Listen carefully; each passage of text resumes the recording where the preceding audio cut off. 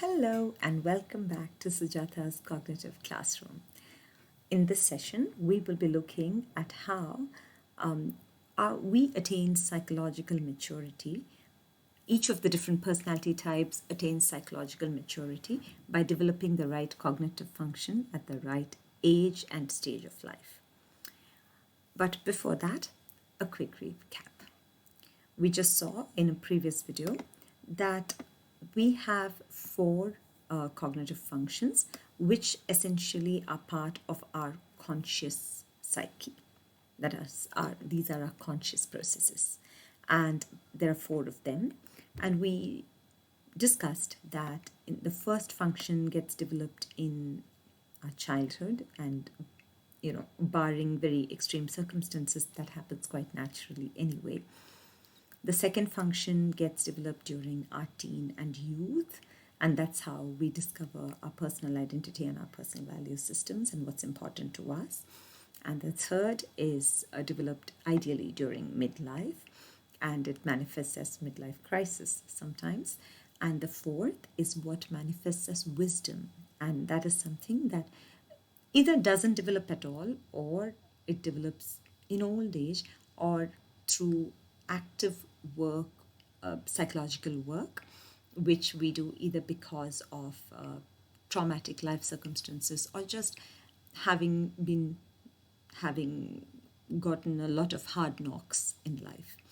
So those are the four functions, and just to recollect the names, they are the hero function, the good parent, the eternal child, and the inferior. Okay, and that's what we're going to be focusing on in the rest of this video. And we're going to be focusing, like I said earlier, on the extroverts. Now, look, the extroverts, in this video we'll be looking at the extroverts, and in a subsequent video we'll be talking about how introverts develop their cognitive functions. In MBTI, there are 8 extroverted personality types, and each of them develops uniquely according to their age. Now, I'm saying age here, but it could just as well be stage. And it doesn't mean that you can't become wise before you are well into the elderly years. It doesn't mean that you have to wait till midlife to develop your third function. But this is what typically happens. And more important is the sequence. The first function must develop, and then the second, and then the third, and then only you have access to the inferior function. So that sequence is more important than necessarily the specific age at which you develop it. Okay, so with all those disclaimers out of the way, let's jump into actually understanding how extroverts develop their cognitive functions. So for a healthy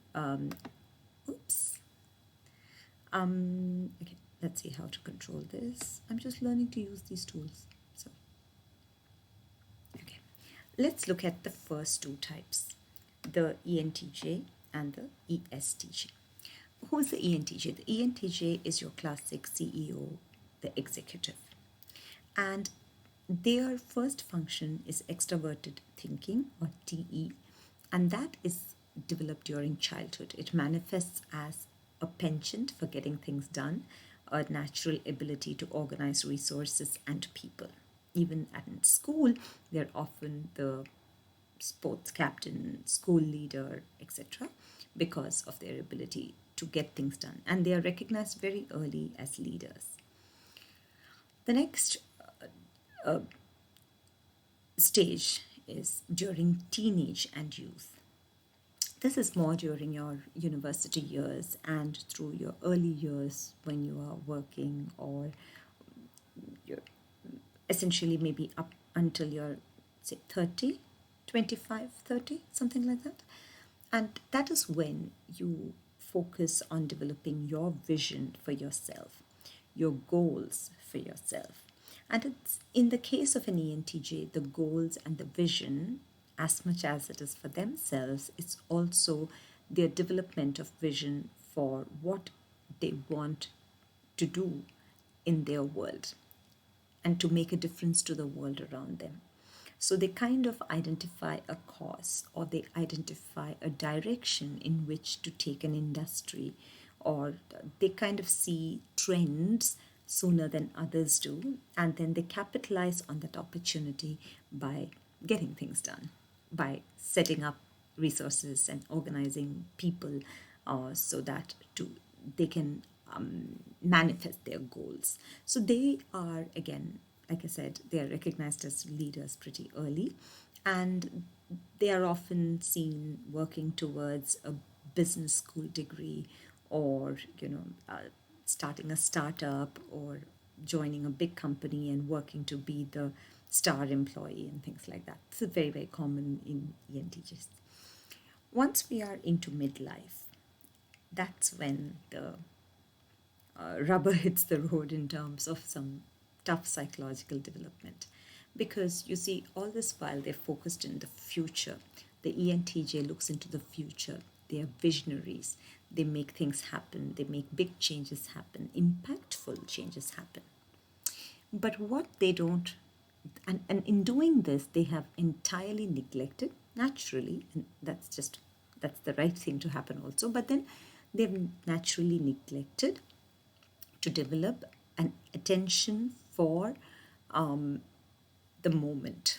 They're so focused on reaching the future, manifesting their vision, and getting things done that they don't pay attention to immediate needs, immediate circumstances, their own environment.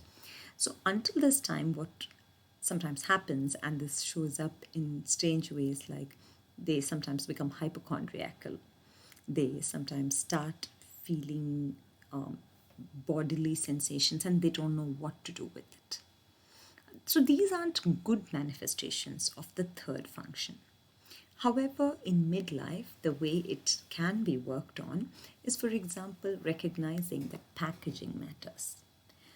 Recognizing that, I mean, basically paying attention to sensory details, the value of being turned out, of turning out smart, of paying attention to your clothing, how you look, your environment, ergonomic chairs. So what was earlier manifesting as hypochondria, the same function can be channeled instead to identify good seating, comfortable seating, to take away those bodily pains, for example. So, paying attention to environmental sensory information is what the ENTJ should start working on in their midlife. And come old age, they have a hard task to do, which is to recognize individual opinions beyond their own. Now, ENTJs aren't necessarily known to be great listeners or being empathetic.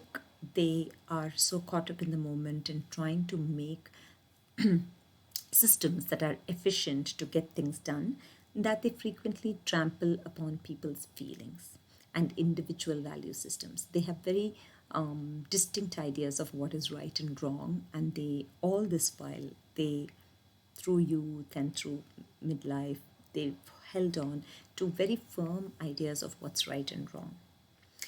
And that then precludes listening to individuals and their preferences. So the ENTJ prefers to make systems for the collective so that the larger group and the larger organization functions efficiently.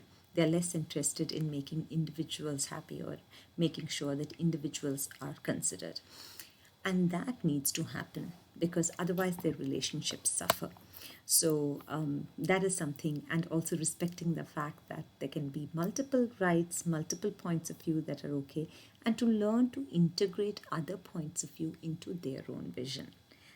This is hard work for the ENTJ, and my heart goes out to all the very successful CEOs who come out at the end and say, I should have paid more attention to the people in my life. I should have paid more attention to the small needs and wants that the people around me had and which I did not pay attention to. That turns out to be a regret. I should have let that person in my world, maybe my child, maybe my protege, maybe my team member, follow their own heart rather than what I thought was right. I should have not been so prescriptive. I should have I should have given more autonomy to others. So those are regrets that, you know, CEOs often write in their memoirs in their later years. But if the work of integrating the fourth function is done early enough, this regret can be avoided. The ESTJ is the next one. They are the commanders. Now, the ESTJ has the same sort of penchant to get things done, but in their teen and youth, what they do is they are not looking at a visionary future, unlike the ENTJ. What they're looking at is learning from the past. It's quite the opposite in that sense. They try to understand best practices. They get, for example, degrees in operations and CMMI and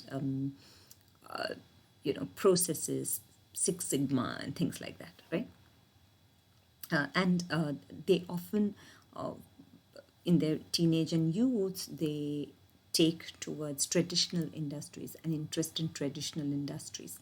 Um, they are also the kinds that get degrees and have, you know, systematically want to get to a goal, but then their goal is more around integrating themselves into existing industries and making existing operational processes more efficient. You can see a lot of them. Again, many CEOs, but in more traditional industries, manufacturing, retail, call centers, where operations matter, and better throughput, better turnaround, better SLAs, better timing, uh, better consistent outputs, and things like that. So better attendance even, right? So they're traditionalists in that sense. They also learn to value rituals, and they find value. Naturally, they find value in their youth. Even as young people, they can often be seen going to family events, following rituals, following traditions, and enjoying that. Take an interest in history. They take an interest in the details of a place or the people that they're interacting with. Then come midlife, the tables turn. And if they were all this time focusing on the past and best practices and habits and rituals and efficient operations, now they have to focus on the future, because by now they realize that the world is a changing place, and you have to adapt. What do? The ESTJs actually adapt quite nicely. They struggle with letting go of their penchant for not fixing things that aren't broken. So for them to come out of the thinking that, hey, it's not broken, why do I need to fix it, to moving to, let's do a paradigm shift, the world is changing around us, that's a little difficult for them.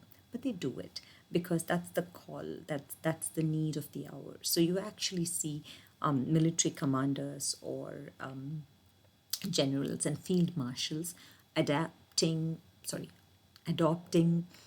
newer practices and unusual strategies in their later years in their service.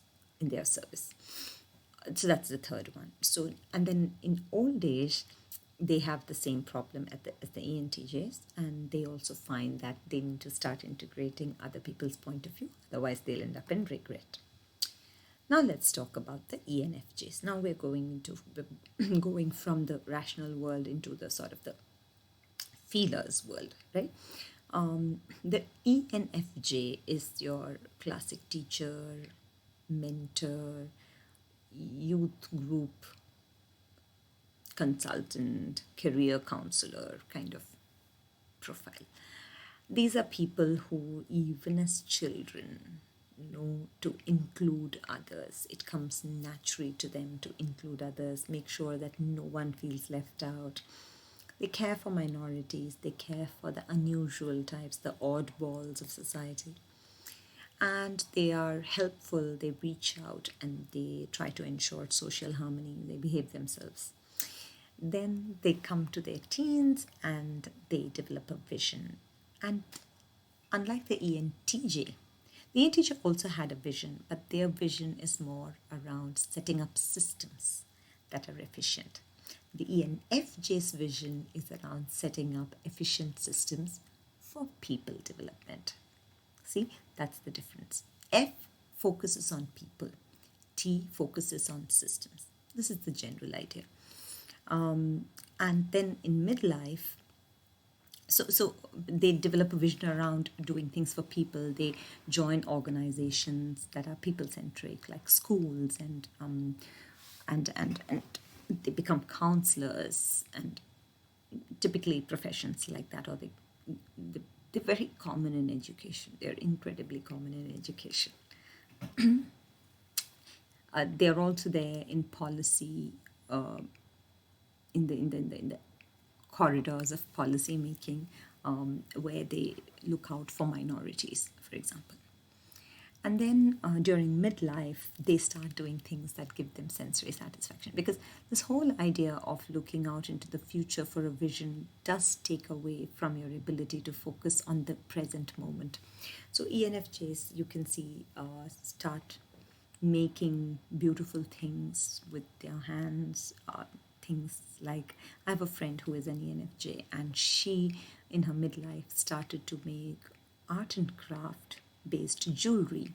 But in true ENFJ style, she sought out the minorities who basically her jewelry and her art was inspired by and procured material from and procured ideas from the dying artisanal communities.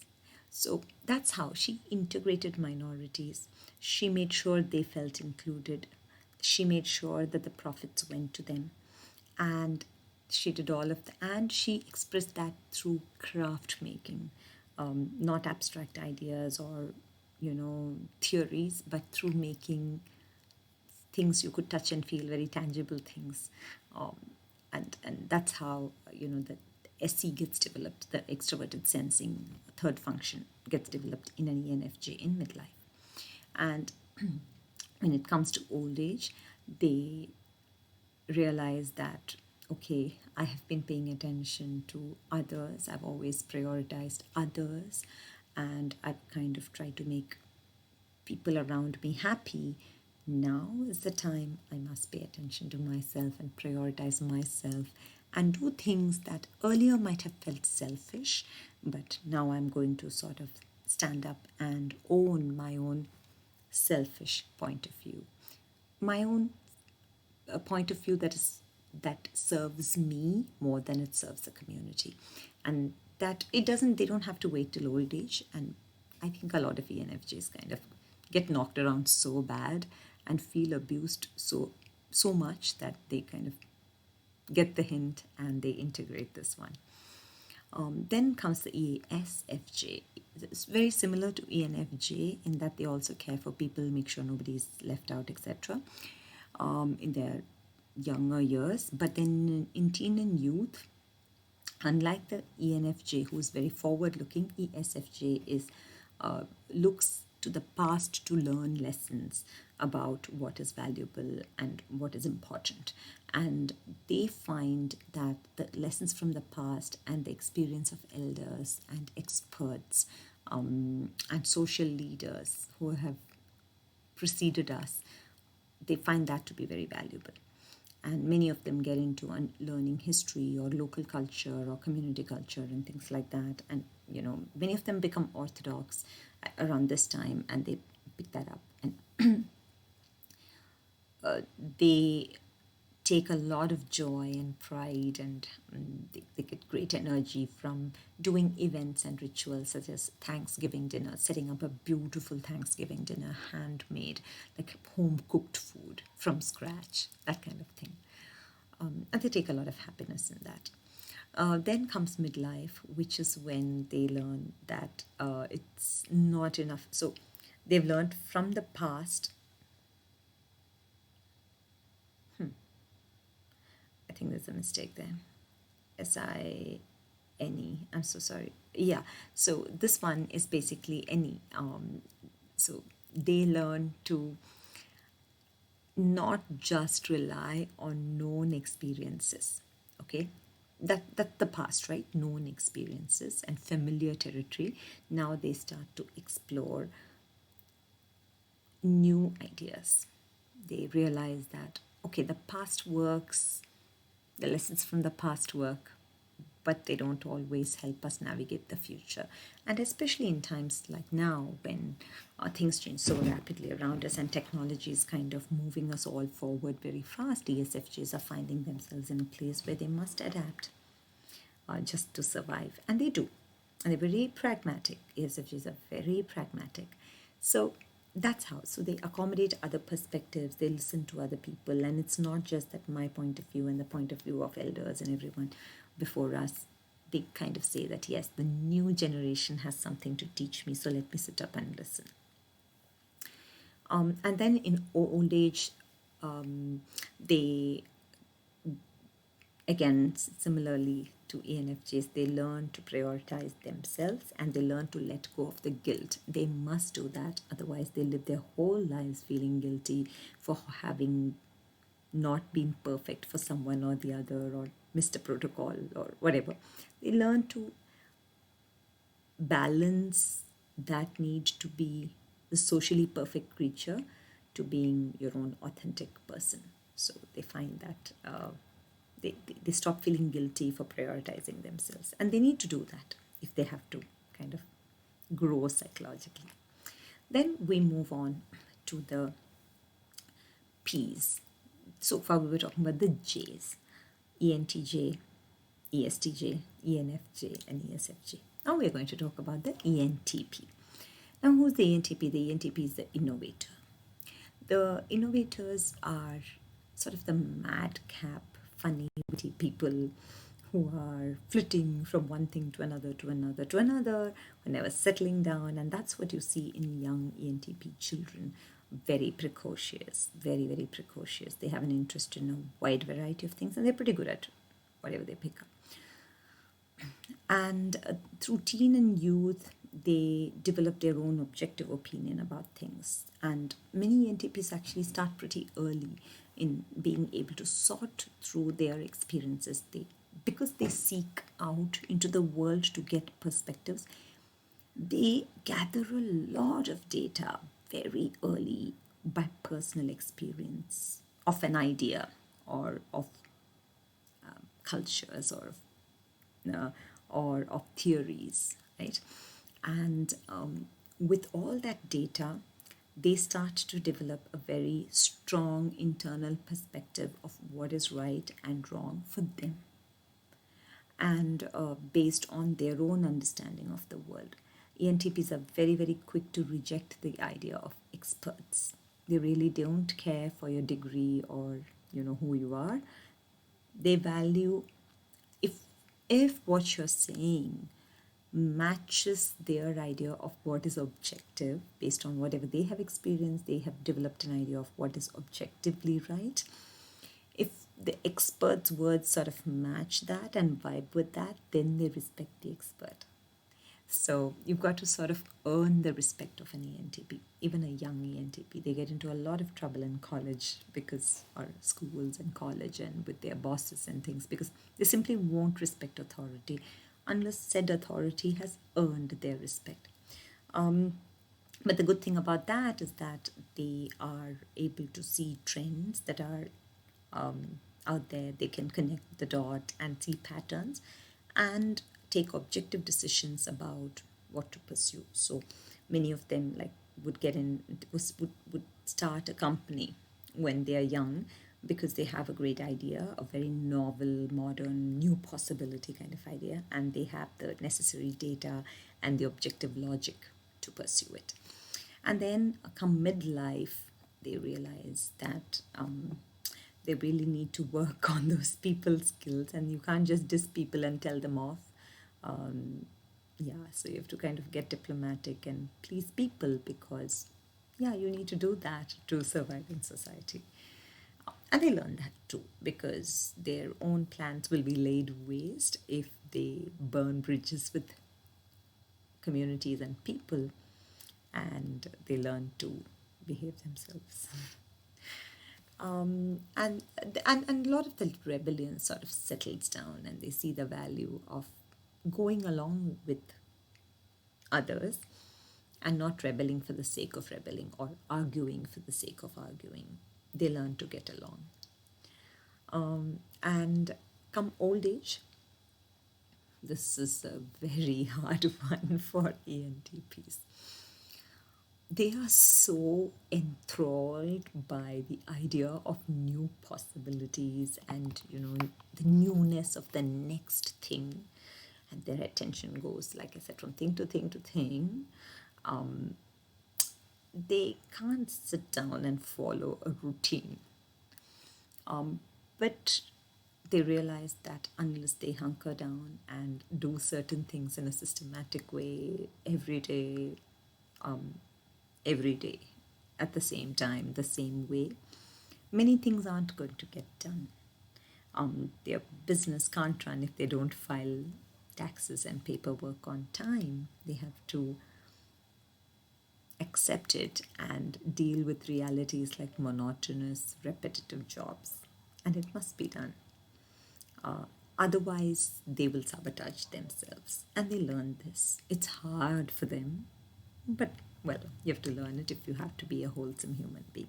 Those that don't learn end up being those that are spoken about as, oh, they had such high potential, but they didn't have the discipline to see it through, to see their ideas through.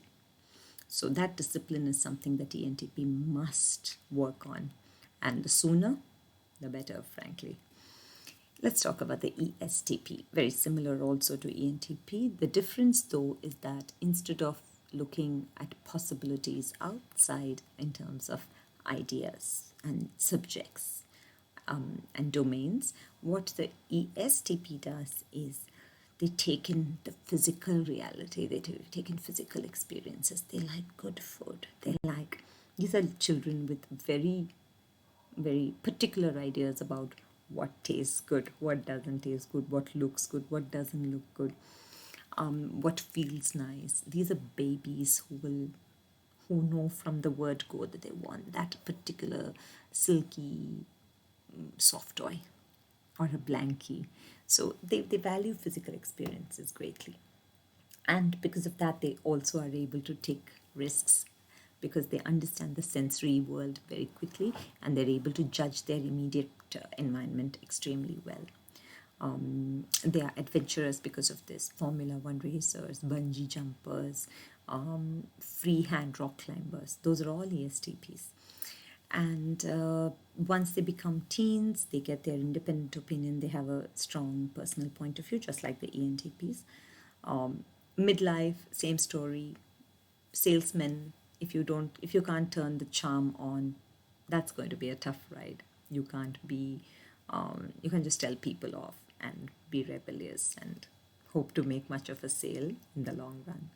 And finally, in old age, the ESTPs have to sort of get off this thing of more experience and more hedonism and more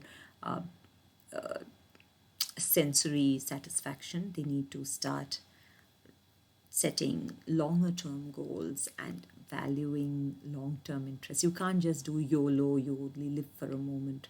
You have to plan for your future, get your provident fund in place, your retirement plans in place, and things like that. So that is the ESTP, and that leaves us with, I think, only two more, which is the ENFP and ESFP. Now we are in the zone of the Ps, and now we're going to talk about the feelers. So the ENFP is the champion, is the evangelist, right? They are the ultimate idealists of the zodiac, especially in the extrovert realm, the unicorn, rainbow people who like to believe that everybody is good and fine and so they're a bit childlike like that, or childish. So during childhood, they are all about possibilities, and these are the children who like fairies and gremlins, and they go looking in ant holes for a gnome in the backyard. But even more than that, they are children who really enjoy learning. They like a variety of subjects, and they truly seek out information.